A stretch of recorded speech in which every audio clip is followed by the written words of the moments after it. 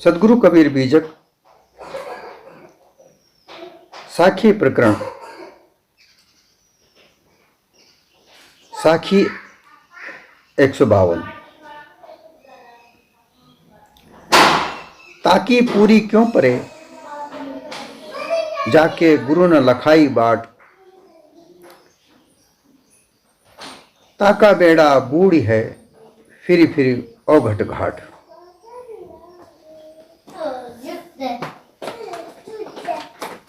जो पिछली साखियों में मायावी संसार का विचार आया,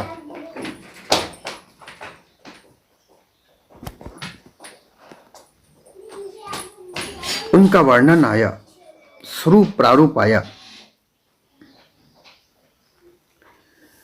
अब इससे बचने के लिए हमें कोई दिशा निर्देश देने वाला, गूढ़ रहस्य को समझाने वाला, सही बात बताने वाला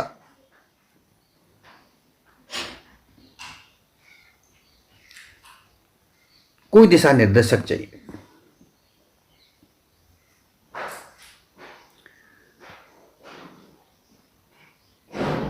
देखिए,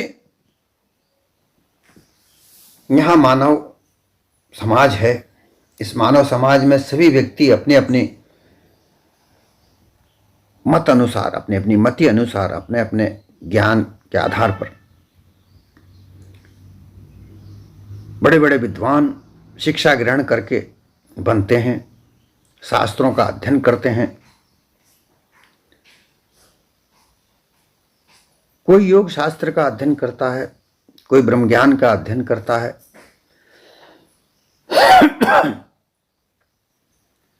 कोई भक्ति मार्ग का कथाओं का संकलन पढ़ता है, कोई पुराण पढ़ता है, गीता भागवत पढ़ता है। इनको पढ़कर लोग उनके श्लोक, उनकी वार्ता अच्छी तरह से अपने हृदय में उतार लेते हैं। और ऐसे लोग जो ऐसी बातों के जानकार होते हैं, उनको विद्वान कहा जाने लगता है।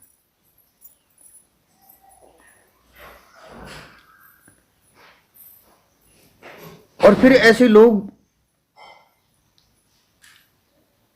जब जहां तहां मानव समाज की बैठक होती है, उनमें अपने उन विचारों का जब खुलासा करते हैं, अपने मुखारबिंद से वो कहते हैं, तो लोग उनकी ओर आकर्षित होते हैं। और फिर ऐसे लोगों के बहुत से लोग शिष्य बनना पसंद करते हैं।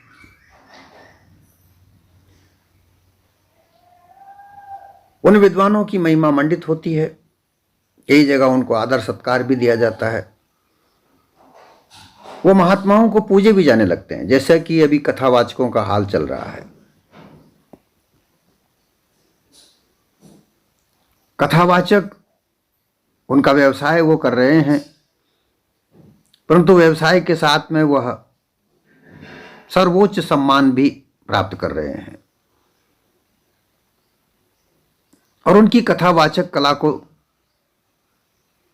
वो सत्संग भी कहना आरंभ कर दिया है।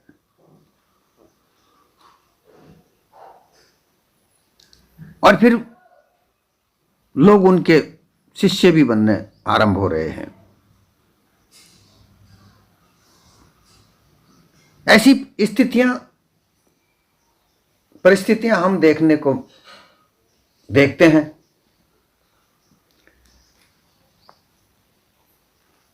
कई तांत्रिक, मांत्रिक, उपासक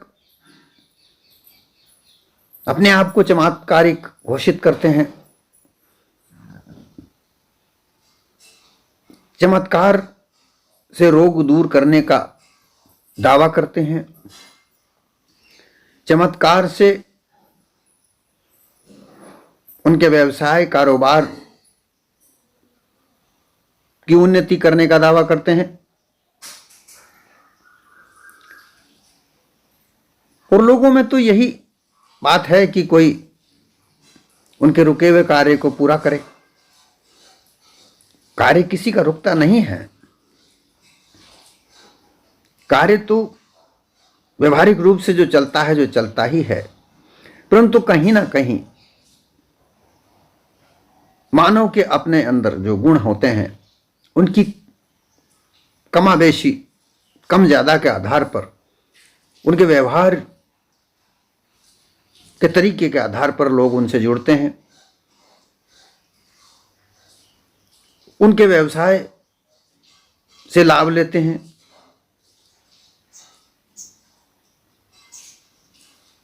व्यवसाय को चलने में,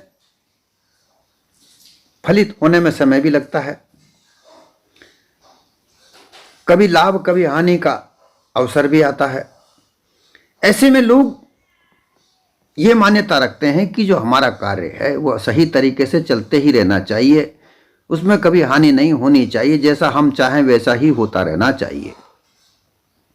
और वो उस उधेड़ बुन में रहकर अपने उस व्यवसाय को नए नए तरीके से करने का नित नई कोशिशें वो करते हैं। और इन कोशिशों में जब वो असफल होते हैं तो फिर किसी तांत्रिक मांत्रिक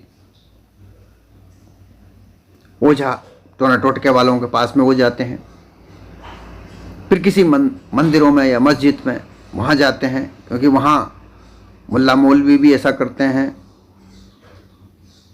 पुरोहित लोग भी ऐसा करते हैं। बहुत सारे लोगों ने ठेका ले रखा है ऐसा करने का। कहने की आवश्यकता नहीं है, सभी हम लोग आंखों के सामने देख रहे हैं। अरे ऐसे लोगों में उलझ कर लोग वही पुरानी मान्यताएं कि करता धरता कोई ईश्वर है, उसके बगैर पत्ता नहीं हिलता, वही करेगा, जब ही उसकी कृपा होगी तब होगा, ऐसा कहकर लोगों को भ्रमित करके वो ऐसे लोग उनकी ओर आकर्षित करते हैं। उनके आकर्षण में वो उनके शिष्य बन जाते हैं। परंतु जीवन का जो सच्चा रहस्य उनके पास कोई भेद नहीं होता। सच्चा जीवन क्या है वो ये नहीं बताते। वो खुद लोभ लालच में फंसे होते हैं, वो खुद चढ़ावा आने की अभिलाषा रखते हैं और लोग चढ़ावा देकर अपने कार्य को संपूर्ण कराने की अभिलाषा रखते हैं। दोनों तरफ लोभ लालच फंसा पड़ा है। इस कारण से जो सच्चे निर्देशक होते हैं, सच्चे मार्गदर्शक होते हैं, उन तक पहुंच नहीं बन पाती। जो आधे अधूरे लोग होते हैं, जो केवल धन संपत्ति मान मर्यादा दिलाने का दावा करके लोगों को अपने चंगुल में फंसाए रखते हैं, उन्हीं लोगों का संसार में बोलबाला है। और इसी कारण से मानव तन में यह आया हुआ चेतन स्वरूप जीव अपने मुक्त अवस्था को नहीं प्राप्त कर सकता।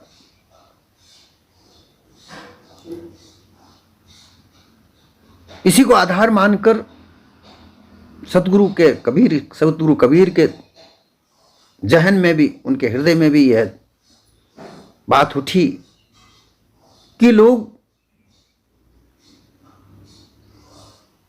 आधे अधूरे लोगों के चंगुल में फंसकर अपने आप का जीवन बर्बाद कर रहे हैं। अब उन्हें सच्ची राह मिले तो कैसे मिले, क्योंकि राह बताने वाले लोग परिपूर्ण नहीं हैं। वे ही खुद नहीं जानते, वही धन संपत्ति मान ऐश्वर्य के चक्रव्यूह में उलझे हुए हैं और सारे संसार को भी वही ऐसा ही वातावरण वो देना चाहते हैं। तो सच्चा रास्ता मिले तो कैसे मिले।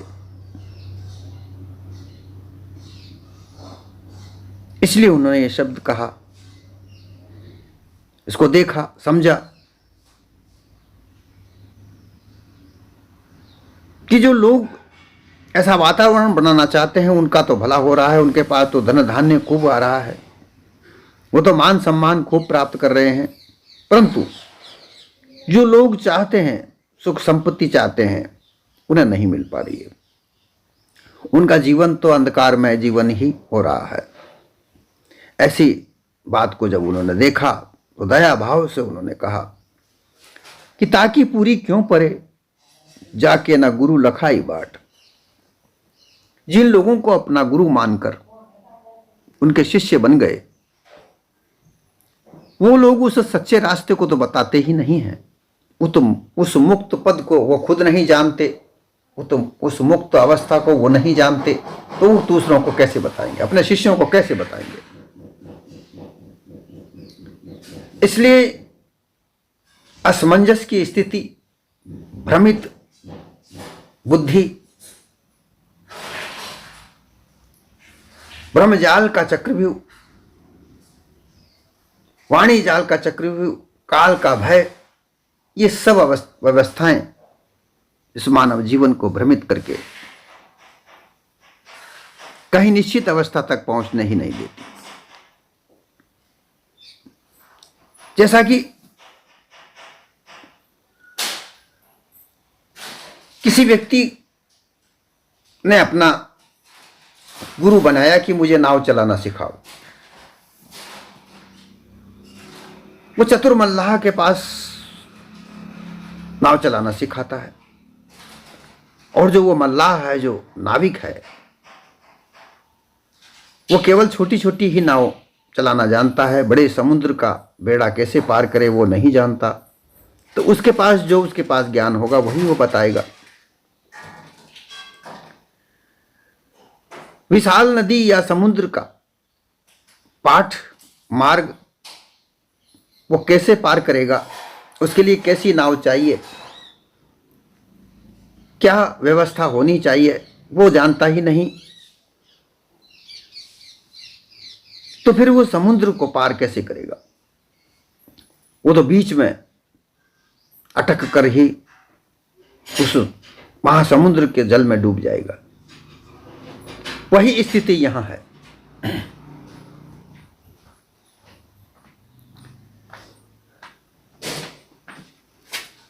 लोगों की जो स्थिति बनी हुई है वो विषय प्रपंचों में अटकी हुई है। जो संसार जो हमें दिख रहा है ये विषयों का प्रारूप है। विषयों के आधार पर विभिन्न पदार्थों का निर्माण यहां हुआ है। इन पदार्थों में कपड़े, गहने, मकान, मोटर कार, गाड़ी, हजारों लाखों प्रकार के जो भोग पदार्थ हैं, उनको भोगने की जो लालसा, मनसा, इच्छा इस मानव में है, उसका आधार पर ही वह इस मानव जीवन को अपने को बनाता है।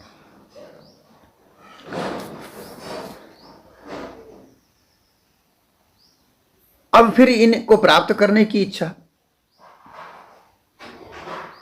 ये सब तो धन के आधार पर ही प्राप्त होते हैं, धन से ही प्राप्त होते हैं। और फिर धन को प्राप्त करने के साधन, ये सारे मिलकर जो मानव है, उस मानव को प्रथम दृष्टया पुरुषार्थ करने को प्रेरित करता है। सभी यही कहते हैं कि पुरुषार्थ करो। अब पुरुषार्थ सच्चा पुरुषार्थ होना चाहिए।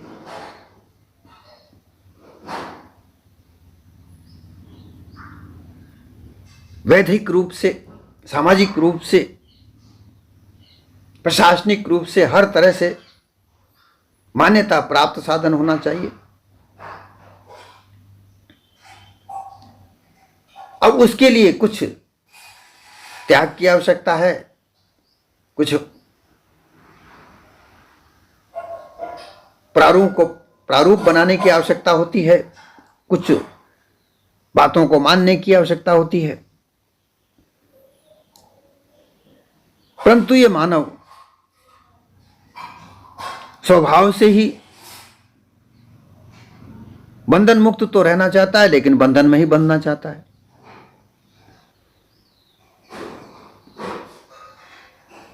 जैसे कि कानूनी व्यवस्था बनी हुई है, उस कानून व्यवस्था को लेकर वो संवेदनशील नहीं है। वो तो अपना मान सम्मान उस कानूनी व्यवस्था को तोड़ने में रखता है। कानून व्यवस्था बनाने में तो उसको शर्म आती है। आजकल यही सब कुछ हो रहा है, जहां देखो जहां कानून तोड़ने की बात होती है।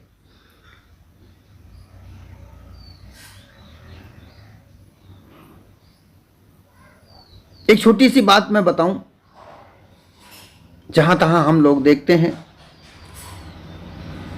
रेलवे स्टेशन पर जहां टिकट मिलता है, रेलवे में बैठने के लिए टिकट लेना पड़ता है, या कहीं बस में जाने के लिए बस का टिकट लेना पड़ता है, तो जहाँ से टिकट मिलता है वहाँ एक छोटी खिड़की होती है, उस खिड़की से वो टिकट मिलते हैं। उस टिकट खिड़की पर एक लाइन लगती है, लोग लाइन लगाते हैं, परंतु जो कानून तोड़ने में अपना बहुत बड़ा सम्मान समझते हैं वो उस लाइन में नहीं लगते। वो आगे से आगे लगकर जल्दी से जल्दी उस टिकट को प्राप्त करना चाहते हैं, क्योंकि उनको शर्म आती है, लाइन लगने में शर्म आती है। ऐसी ही कई ऐसी व्यवस्थाएं हैं जो कानून के द्वारा बनाई गई हैं, परंतु लोग उनको तोड़ने में अपना विश्वास रखते हैं, उनको मानने में विश्वास नहीं रखते। और यही अवधारणा यहां धन को कमाने के लिए,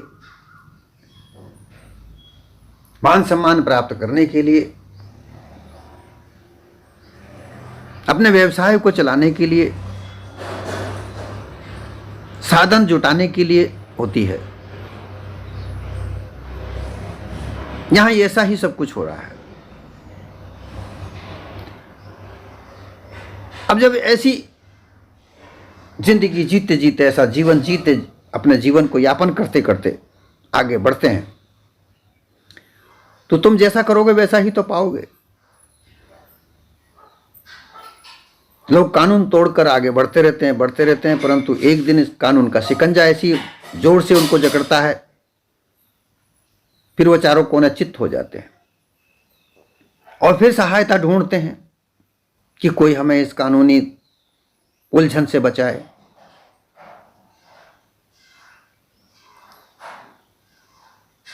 अब ऐसा व्यक्ति उनको मिले जो उस कानून दांवपेच से निकाल कर बाहर लाए। वही स्थिति यहां पर मानव जीवन के सामाजिक जीवन में है। यहां भी वह कई प्रकार के लोभ लालच में उलझकर सच्चा रास्ता नहीं चुनता। वो जब उसके ऊपर किसी प्रकार की कोई कठिनाइयां आती हैं तो उनको वो सहन करने के बजाय, उनमें थोड़ा धैर्यशीलता अपनाने के बजाय वो उतावला होता है और उस समस्या को जल्दी से निपटाने की कोशिश करता है, और फिर वो उन गुरुआ प्रपंचियों के चंगुल में फंसता है जो तांत्रिक, मांत्रिक, चमत्कार के आधार पर उन कष्टों को दूर करने की बात करते हैं। कई चमत्कारी लोग आज हमें सक्रिय नजर आते हैं। हम सब हमारे आसपास देख रहे हैं, परंतु लोगों के पास में उनमें उलझने का जो कारण है वह यह है कि वो ऐसा ही वातावरण चाहते हैं। उन्हें शीघ्र उस वातावरण से निकलने की आवश्यकता है। वो कभी धैर्य से अपने मननशील मन को उस ओर नहीं लगाते कि अगर ये चमत्कारी लोग चमत्कार से दुनिया का भला करने की ओर आगे बढ़े हैं तो सबसे पहले वह क्यों नहीं अपना भला कर लेते।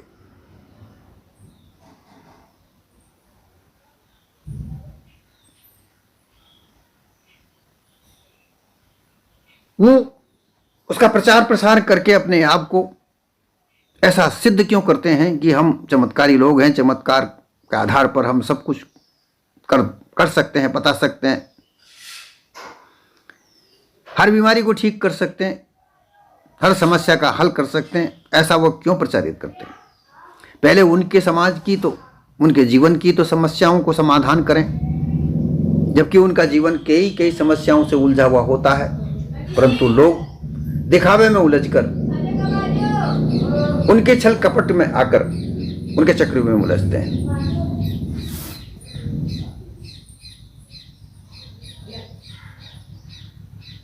ऐसे लोगों का अंत समय में बेड़ा डूबता है।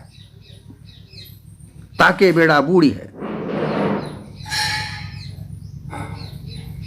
बेड़ा का तात्पर्य यहां वह होता है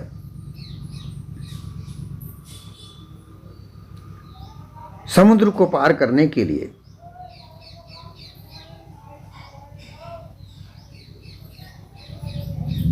एक बड़ा जहाज बनाया जाता था। पहले बड़े बड़े लकड़ियों के लट्ठों को खड़ा करके बांधकर ऐसे कई लट्ठों को एक साथ जोड़कर समुद्र को पार करने के लिए एक बेड़ा बनाया जाता था। अर्थात आज की तारीख में यह देखा जाए कि आज तो बड़े बड़े जहाज हैं, परंतु उन जहाज को सही तरीके से चलाने वाले लोग अगर ना हो तो वो जहाज भी नहीं चल पाएगा। उस जहाज को चलाने के लिए परिपूर्णता होती है।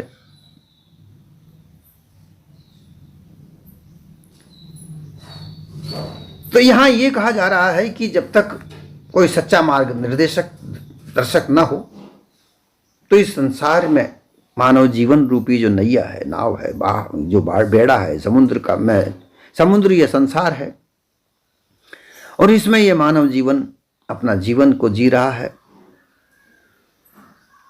उसका जीवन अलग अलग तरह से, अलग अलग मानव का अपना अपना अलग अलग जीवन है और संसार बड़ा विशाल रूप है। उस मानव जीवन के विशाल संसार में अपने जीवन को परिपूर्ण रूप से चलाना, जहां से जन्म हुआ और अंत में यह देह छूट जाएगी, वहां तक के इस जीवन को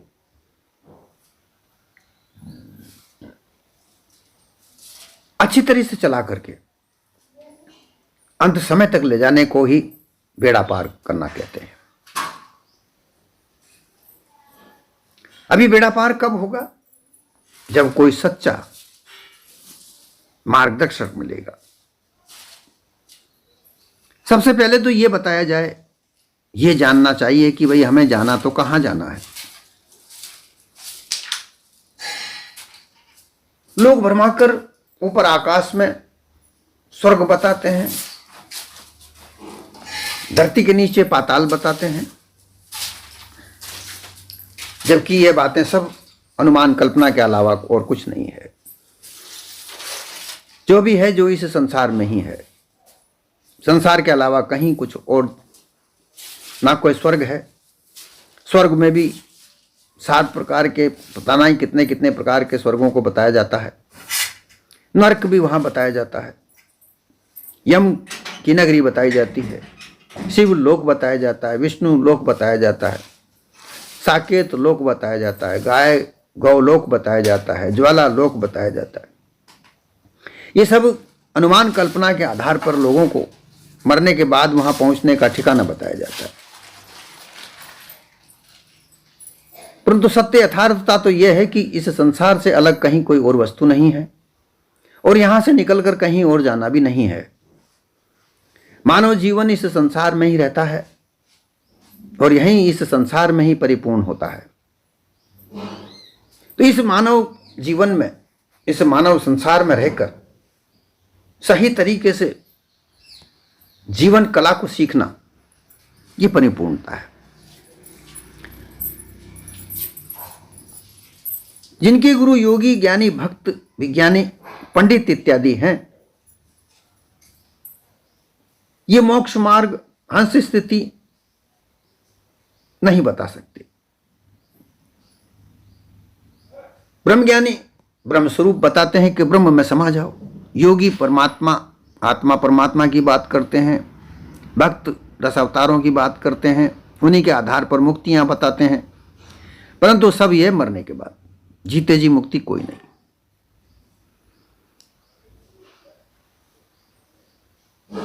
ये ओघट घाट बताए गए। इन घाटों में उलझ उलझ कर, घाट अर्थात भक्ति मार्ग, ज्ञान मार्ग, योग मार्ग, ज्ञानी भक्त और योगी बनकर जगह जगह जितने भी तीर्थ स्थान बने हुए हैं, जितने जितने भी लोग मठ मंदिर बने हुए हैं, उन में जा जाकर भटका खाते फिरो, उनमें फिरते रहो, आते रहो, जाते रहो, तीर्थ स्थान में जाते रहो, स्नान करते रहो, दान पुण्य कर करके वापस घर आते रहो। परंतु जो सच्चा मार्ग वो ये है कि अपने मानव जीवन को समझे, मानवता के गुण बगैर मानव पशु के समान है, ये समझे, पशु गुणों का सुधार करे। मानव जीवन का मुख्य लक्ष्य मानवता है, उसको धैर्य करे। और ये तब मिलेगा जब सच्चे सद्गुरु प्राप्त होंगे।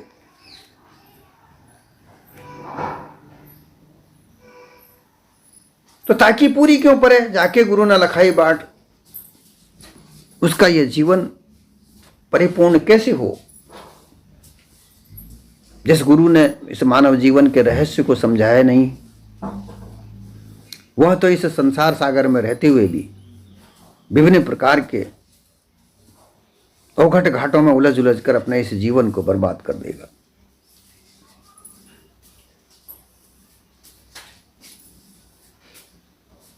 इसके अलावा और वो कुछ प्राप्त कर भी नहीं सकता।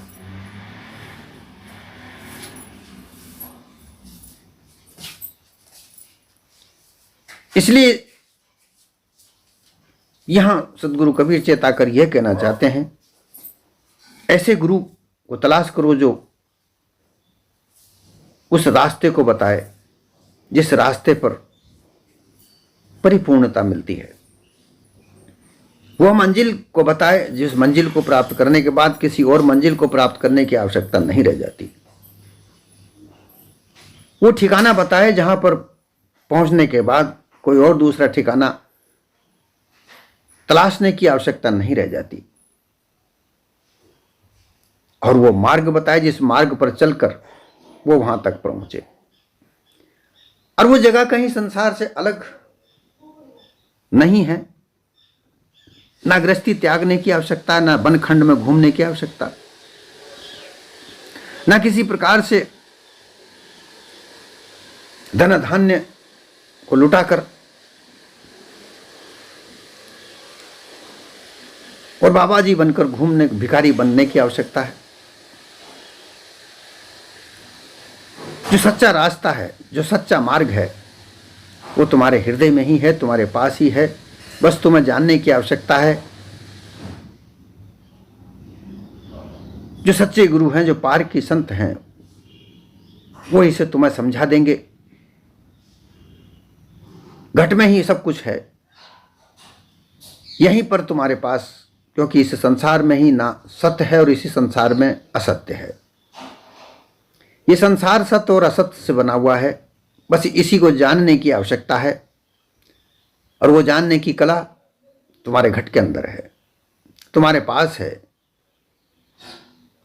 बस जो तुम्हारे ऊपर जो पर्दा चढ़ा हुआ है अज्ञान का, काम क्रोध मोह का, इन्हें हटाने की आवश्यकता है। और इनको हटाने के लिए तुम्हें ऐसे गुरु की तलाश करनी है जो इन पर्दों को हटाकर तुम्हें अपना सच्चा स्वरूप नजर आ जाए। इसके लिए ओघट घाटों की जाने की आवश्यकता नहीं, तुम्हारा घट में ही स्थित होने की आवश्यकता है। इस घट में स्थित होकर इस संसार को जानने की आवश्यकता है कि इसमें सच क्या है और झूठ क्या है। जो झूठ है, मिथ्या है, उसको त्याग दो, और जो सत्य है, सच है, यथार्थ है, उसी को धारण करते रहो। जब ऐसा करोगे तो तुम्हारा अपने आप जो ये जीवन है, मानव जीवन जो है, वो अपने आप उभर कर सामने आएगा। और जब उस जीवन जब तुम्हारे सामने आएगा तो फिर तुम्हें कहीं और अन्य जाने की आवश्यकता नहीं पड़ेगी, औगट घाट जाने की आवश्यकता नहीं पड़ेगी। वह सब कुछ तुम्हारे घट के अंदर ही प्राप्त होगा और कहीं नहीं।